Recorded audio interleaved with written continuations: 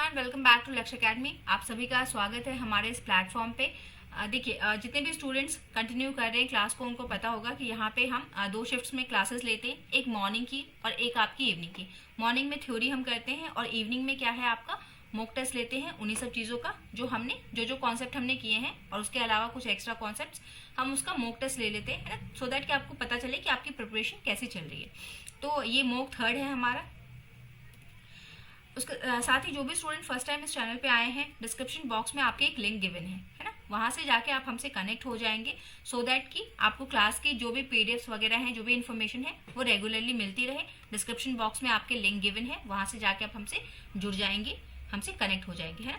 चलिए, देन किसी को भी अगर पेड बैचेस लेनी है, पूरी प्रिपरेशन करनी है, एकदम शुरू से लेके अंत तक की प्रिपरेशन करनी है, पीडीएफ्स चाहिए, नोट्स नहीं है आपके पास, ठीक है, हिंदी इंग्लिश लैंग्वेज का कोई इशू आ रहा है तो दोनों ही लैंग्वेजेस में हमारे पीडीएफ्स रहते हैं। आप अगर क्लास करते हैं तो आपने देखा होगा दोनों ही लैंग्वेजेस में है। एमसीक्यूज आपको प्रैक्टिस के लिए मोर देन इनफ मिल जाते हैं, ठीक है। अगर अभी आप क्लास लेते हैं तो आपको 22% का ऑफ मिलेगा। कोड आपको लगाना है, 22% का आपको डिस्काउंट मिलेगा। इसके लिए कोड आप लगाएंगे PJM का, ठीक है। डिस्क्रिप्शन बॉक्स में आपके एक लिंक गिवन है, वहां पे जाके इंक्वायरी कर लेंगे, परचेज करना है तो परचेज कर लेंगे, ठीक है। मतलब यहाँ पे आपको सारी इन्फॉर्मेशन मिल जाएंगी। चलिए, अब हम अपना क्लास स्टार्ट करेंगे। टेस्ट है आपका, बी प्रिपेयर्ड। चलिए, तो देखिए, सबसे पहला क्वेश्चन आपकी स्क्रीन पे है कि organise the order of the process of final accounting, है ना। जो फाइनल अकाउंटिंग है उसका पूरा जो प्रोसेस है ना, उसका आपको ऑर्डर बताना है, ठीक है। अंतिम लेखांकन की प्रक्रिया को क्रम से व्यवस्थित करें। सबसे पहले हम क्या बनाते हैं, ऑप्शन ए कह रहे हैं final accounts, journal, ledger, ledger, journal, final accounts. तीसरा जर्नल, लेजर, फिर final accounts, and they do not have a order, या फिर उनका कोई ऑर्डर ही नहीं होता, कोई क्रम ही नहीं होता है। एकदम सिंपल सा क्वेश्चन है, बताएंगे जी, एकदम सही। सबसे पहले जर्नल एंट्री करेंगे, फिर लेजर करेंगे, फिर फाइनल अकाउंट्स बनाएंगे, ठीक है। वार्म अप क्वेश्चन है एक। नेक्स्ट आएंगे, नेक्स्ट क्वेश्चन बताइए कि एक बैलेंस शीट क्या होता है ना। एक बैलेंस शीट हम किसे कहते हैं। ऑप्शन ए है tabulates the assets and liability of the company on a date, shows assets and liabilities of a company, indicates the growth rate of the company, या both A and B. Balance sheet किसे कहते हैं, किसी तारीख को company की परिसंपत्तियों और देनदारियों को सारणीबद्ध करना, कंपनी की परिसंपत्तियों और देनदारियों को दर्शाती है, कंपनी के विकास दर को दर्शाती है, ए और बी दोनों, है ना। देखिए, दोनों ही चीजें, एक पर्टिकुलर डेट होता है, क्योंकि पोजीशन हम क्या, ये आपसे क्वेश्चन पूछता है कि किसी एक डेट पे पोजीशन बताने वाली जो आपकी फाइनेंशियल स्टेटमेंट है उसका क्या नाम है, किसी एक तारीख पे, है ना। पर्टिकुलर डेट पे अगर पूछे at a point of time, ऐसे क्वेश्चंस आते हैं कि पर्टिकुलर पॉइंट ऑफ टाइम पे जो कंपनी की स्थिति बताने वाली जो फाइनेंशियल स्टेटमेंट है या फाइनेंशियल अकाउंट है उसको आप क्या बोलते हो। तो ये क्या है, देखिए, एक पर्टिकुलर डेट भी होना चाहिए और आपका ये असेट और लायबिलिटी दोनों को शो करती है। तो हमारा क्या है, ऑप्शन नंबर डी जो है ये करेक्ट हो जाएगा, ठीक है। ए और बी में कंफ्यूज नहीं होंगे, दोनों चीजें होनी चाहिए, आपके एसेट्स और लायबिलिटी को दिखाता भी है और एक पर्टिकुलर डेट पे भी दिखाना चाहिए, ठीक ना। चलिए, क्वेश्चन नंबर 3 आपसे कहता है कि एक profit and loss sheet is prepared with the trading account, trading account के साथ बनाना जरूरी है, in succession to trading account, है ना। ट्रेडिंग खाते के उत्तराधिकार में, ट्रेडिंग खाते से पहले, या it can be prepared any time. Profit and loss का जो शीट है वो आप कब बनाते हैं, लाभ हानि पत्रक तैयार किया जाता है कब, इसके साथ, इसके बाद, ट्रेडिंग के बाद, ट्रेडिंग से पहले, या फिर कभी भी बना सकते हैं, ठीक है। इसमें जो सबसे उपयुक्त हमारा आंसर है ना, ये क्या है, in succession to the trading account. Trading account बना लेने के बाद हम प्रॉफिट एंड लॉस बनाते हैं ना। हमने क्लास में देखा था कि ये हमें क्या बताता है, ग्रॉस प्रॉफिट एंड लॉस सारा मोटा मोटा हमको बताता है, लेकिन अगर हमको एक्चुअल जानना होता है तो पहले आप ट्रेडिंग बना लीजिए, उसके बाद क्या है, आप उसमें से उसको करने के बाद फिर आप प्रॉफिट एंड लॉस अकाउंट बनाएंगे, ठीक है। Question number 3, the balance sheet of a company includes, company की बैलेंस शीट में आपको क्या क्या मिलता है ना, बताएंगे। असेट्स और लायबिलिटी मिलती है, assets, liability and equity of share holders मिलता है। अकाउंट्स, असेट्स एंड लायबिलिटीज मिलती हैं। ट्रांजैक्शन की डिटेल, फोर्थ ऑप्शन कहता है डी कि ट्रांजैक्शन की detail, accounts, assets and liabilities क्या मिलती हैं आपको। किसी कंपनी के बैलेंस शीट में शामिल हैं संपत्तियां, देनदारियां, शेयर होल्डर की इक्विटी, खाते, संपत्तियां और देनदारियां, लेन देन का विवरण, खाते, संपत्तियां या देनदारियां। क्या क्या होता है इसमें जी। जिनका भी बी है करेक्ट है।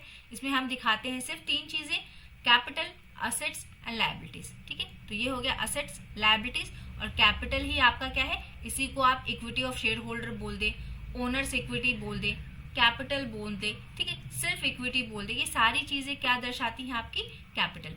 बिजनेस में लगा हुआ, व्यापार में लगा हुआ जो पूंजी है उसको दर्शाती हैं। तो ऑप्शन नंबर बी जो है आपका एकदम सही है। Option number B is your correct. Question number 4। Question number 5 आप देखेंगे, हमसे क्या पूछ रहा है कि द सेक्शंस, है ना, हमसे पूछ रहा है कि द सेक्शंस इतना टू इतना, यहां से लेके यहां तक, deals with the provision of final accounting. जो हम फाइनल अकाउंटिंग करते हैं ना, हमारा जो भी अकाउंटिंग है वो किससे निर्धारित होता है, आपका कंपनीज एक्ट 1913। ठीक है, इसी में कुछ प्रोविजंस हमको बताए गए हैं जिसके तहत हम क्या करते हैं, अपनी अकाउंटिंग पूरी करते हैं। तो हमसे पूछा है कि फाइनल अकाउंटिंग के रिगार्डिंग कौन कौन से सेक्शंस है, कहां से कहां तक, हम किस धारा से लेके किस धारा तक हमको बताया गया है कि आपको फाइनल अकाउंट्स कैसे बनाना है। तो ये आपको बताया गया है। देखिए, इसमें तो कुछ सोचने समझने वाली बात नहीं है, डायरेक्ट याद रखने वाली बात है। तो ये आपका है धारा 209 से लेकर के 220 तक का। ठीक है, इन धाराओं में पूरा आपको बताया गया है कि कैसे आपको जो आपका फाइनल जो आपका अंतिम लेखांकन जो है उसके लिए क्या क्या प्रावधान आपको फॉलो करने हैं। नेक्स्ट आएंगे। नेक्स्ट क्वेश्चन नंबर 6 हमसे पूछ रहा है कि as per the accounting double entry system, as per the accountings double entry system, जो हम अकाउंटिंग करते हैं अपना लेखांकन की दोहरी प्रविष्टि प्रणाली से, उसमें जब एक्सपेंसेस आपका इंक्रीज होता है, जब आपके खर्चे इंक्रीज होते हैं, जब व्यय बढ़ता है तो क्या होता है, no need to show an accounting record. तो इसके लिए हमको कोई भी, इस लेखांकन के लिए हमको कोई भी रिकॉर्ड दिखाने की जरूरत नहीं है। हमको क्या करना चाहिए, एक्सपेंसेस अगर इंक्रीज हो रहे तो उसको हम क्रेडिट कर दें, इंक्रीज हो रहे तो उसको हम डेबिट कर दें, या फिर हम दोनों ही कर सकते हैं, है ना। इसमें थोड़ा सोचने वाली बात है। जो भी आपने पढ़ा है उसको सोच के एक बार बताइए कि क्या होगा इसका। अगर एक्सपेंसेस आपके बढ़ेंगे तो आप उसको क्या करेंगे। हमने गोल्डन रूल्स देखे थे ना, उसका उपयोग आप कर सकते हैं। गोल्डन रूल्स हमने देखे थे, तो एक्सपेंसेस और इनकम हमारा क्या था, नॉमिनल में आता था, है ना। इनकम एक्सपेंसेस सारे जो थे सारे नॉमिनल में आता था। तो उसके रूल के अकॉर्डिंग हम इसको क्या करेंगे, all the expenses and losses are debited, और जितना भी इनकम वगैरह था वो क्या था, हमारा क्रेडिटेड। इसमें हमारा बैंक वाला फॉलो होता है। तो हम बैंक वाला रूल लगाएंगे कि बैंक से अगर पैसे चले जाए, खर्चा हो गया मतलब पैसे निकल गए हमारे पॉकेट से, तो पॉकेट से निकल गए तो डेबिट कर दो, आ गए तो क्रेडिट कर दो। ओके, तो यहाँ पे हम डेबिट किया जाएगा। अगर खर्चे हमारे बढ़ेंगे तो हम उसको डेबिट करेंगे, आमदनी बढ़ेगी तो उसको क्रेडिट करेंगे। ठीक है, खर्चे अगर कम होंगे तो क्रेडिट करेंगे।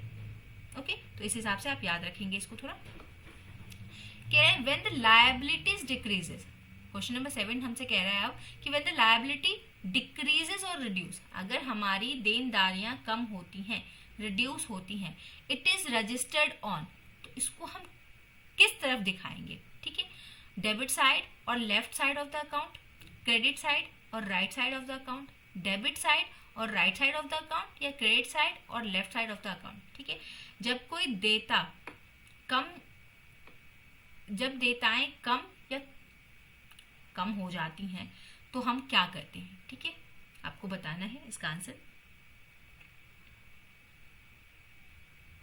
खाते के डेबिट पक्ष और बाईं ओर इसको दिखाया जाता है, खाते के क्रेडिट या दाईं ओर इसको दिखाया जाता है। हाँ देखिए, जो भी जिन भी स्टूडेंट्स का ए आ रहा है ना कि लेफ्ट साइड और डेबिट साइड में इसको हम दिखाते हैं, तो एकदम करेक्ट है।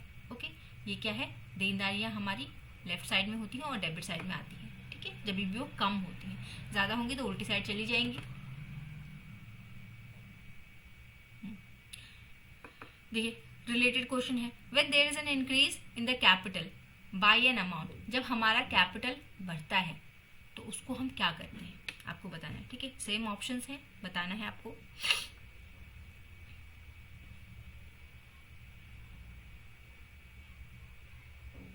कैपिटल का एक अकाउंट बनाते हैं, तो जब हमारा कैपिटल इंक्रीज होगा तो उसको हम क्या करेंगे, इसको इंपॉर्टेंट करके ना एकदम याद कर लेना है हमको। ठीक है, कैपिटल क्या है हमारा, जब भी कैपिटल हमारा इंक्रीज होगा ना तो उसको हम क्या करेंगे, उसको हम क्रेडिट करेंगे और राइट साइड में जाएगा हमारे अकाउंट्स के। ठीक है, जिनका भी ए आंसर है ये आपका एकदम करेक्ट है। ओके,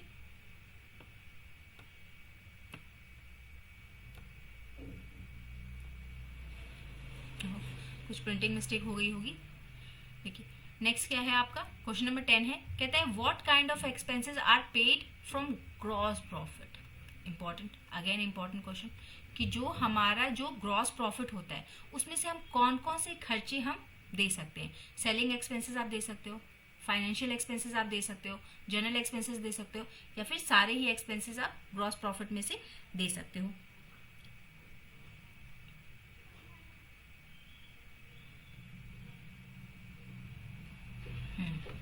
ये क्या है, हम सारे ही खर्चे, ये जितने भी खर्चे यहाँ पे दिखाए गए हैं ये सारे खर्चे हम इसमें से निकाल सकते हैं। सकल लाभ से किस प्रकार के व्यय का भुगतान किया जाता है, इससे हमारा विक्रय, वित्तीय, सामान्य सभी हम इससे पे कर सकते हैं। ठीक है, चलिए नेक्स्ट क्वेश्चन, क्वेश्चन नंबर 11 हमारा कह रहा है which position gives a review report on the firm's financial status at a specified date. ठीक है, बार बार हमने किया है कि एक स्पेसिफाइड डेट पे कौन सा विकल्प हमको तिथि पर फर्म की वित्तीय स्थिति की समीक्षा रिपोर्ट देता है। Income and expenditure account, balance sheet, cash flow statement, profit and loss account, कौन हमको बताता है, जी एकदम सही, बैलेंस शीट। और यहीं पे अगर लिखा होता है ड्यूरिंग अ ईयर, ठीक है, ड्यूरिंग अ पर्टिकुलर इंटरवल, तो हमारा क्या होता है, प्रॉफिट एंड लॉस हो जाता है। लेकिन यहाँ पे हमारा क्या है, स्पेसिफाइड डेट पूछा है एक निश्चित तिथि पे, तो ये हमारा कौन है, बैलेंस शीट है हमारा। क्वेश्चन नंबर 12 पूछ रहा है आपसे कि the unfavourable balance of profit and loss account should be, जब हमारा अनफेवरेबल मतलब कि नकारात्मक लॉस, ठीक है, अगर हमारा लॉस आ जाता है प्रॉफिट एंड लॉस अकाउंट में तो उसको हम क्या करते हैं, है ना, उसको लायबिलिटीज में से माइनस कर दे, कैपिटल में से माइनस कर दे, subtracted from the current assets या एडेड इन द लायबिलिटीज, बताएंगे।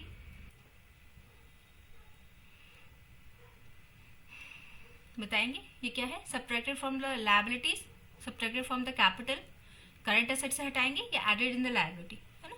लाभ और हानि खाते का प्रतिकूल शेष होना चाहिए, देनदारियों में से घटाया गया, पूंजी में से घटाया गया, चालू परिसंपत्तियों में से घटाया गया या फिर देनदारियों में जोड़ा गया, क्या किया जाएगा इनके साथ। देखिए ये आपका प्रॉफिट एंड लॉस है, ये आपका अनफेवरेबल है मतलब लॉस है, तो आपको अगर घाटा होता है तो वो जाता कहाँ से है, आपके पूंजी से जाएगा, तो subtracted from the capital, okay, पूंजी से घटाया जाएगा इन्हें, ओके। और अगर आता है, प्रॉफिट होता है, फेवरेबल रहता है, अनुकूल रहता है, तो फिर वो आपके कैपिटल में ही ऐड हो जाएगा, ठीक ना, मतलब वो हमारा मुनाफा हुआ, इससे हमारा कैपिटल बढ़ेगा और घटेगा। चलिए नेक्स्ट आए question number 13, the profit on sale of old furniture should be credited to.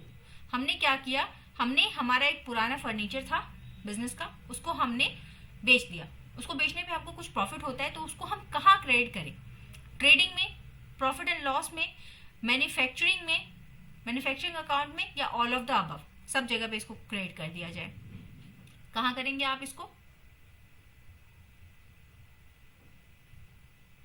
पुराने फर्नीचर की बिक्री पर लाभ होने पर निम्नलिखित में से किस में जमा किया जाएगा, प्रॉफिट एंड लॉस में या फिर आपका ट्रेडिंग में, कहाँ करेंगे।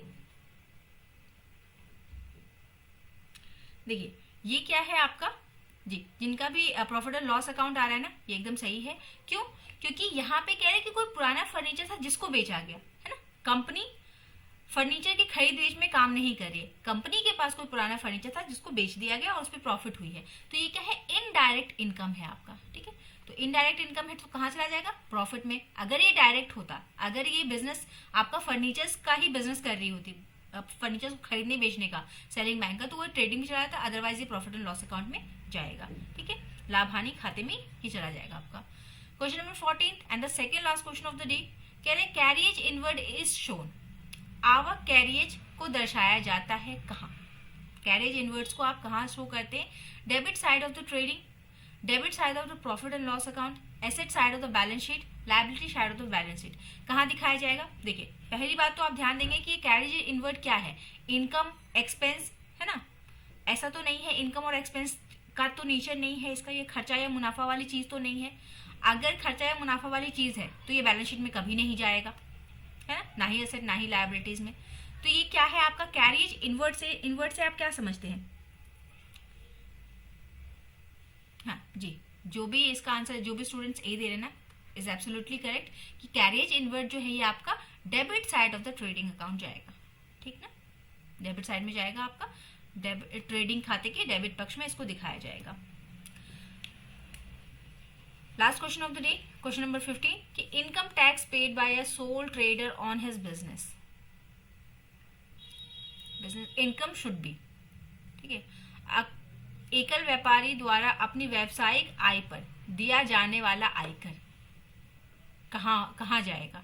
Credited to the capital account, credited to the trading account, debited to the profit and loss account या debited to the capital account? बताना है आपको। कैपिटल अकाउंट में डेबिट कर दे, कैपिटल अकाउंट में डेबिट कर दे, debited to the profit and loss account कहाँ? उसके पूंजी खाते में जमा किया जाना चाहिए।